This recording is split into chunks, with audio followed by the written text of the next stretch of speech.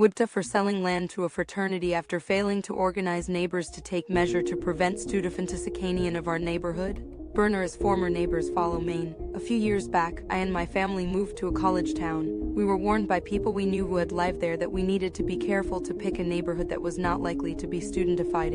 The college in town has gone through periodic expansions in enrollment, but has never seemed interested in using its own land or resources to build sufficient student housing. The result was that student housing developers would come into a neighborhoods accessible to campus and engage in blockbusting, like lowball the saddest house on the street, submit plans to build student housing, and then the realtors swarm in scaring the other owners that the street is going to be the next frat row. And the fact is that students and families do have problems mixing as neighbors. This was enough of a problem that the local zoning for some neighborhoods that would have otherwise been vulnerable had some restrictions that would make student housing impractical, but leave things otherwise unrestricted, largely limits on number of unrelated individuals living in a housing unit. A year after moving in, we learned the city was doing a zoning overhaul much needed, but as part of this implication, the university's persuasion managed to sneak in a provision getting rid of these limits. When we learned of this, we figured maybe we could agree with our nearest neighbors to put in covenants reciprocal easements that had same provisions being stripped out of zoning.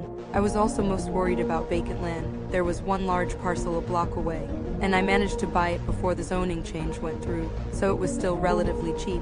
To sweeten the deal for neighbors I was asking to sign covenants, I offered to keep the parcel vacant forever. Unfortunately, I could not get a critical mass of people to agree, largely because many worked for the college and seemed afraid of blowback if the school found out. Honestly, my kids and I never loved the town. My wife wanted to be near her mom and sister. Mill died last year and sister then said she was moving away. That was enough and we sold our house and left. I did not manage to sell the empty lot but put it on the market. Lo and behold, I was approached by a buyer. Turns out this buyer is a fraternal organization, and they want the land to be their new chapter house. They may subdivide and sell the resulting new plot to another frat or sorority. They are willing to pay up.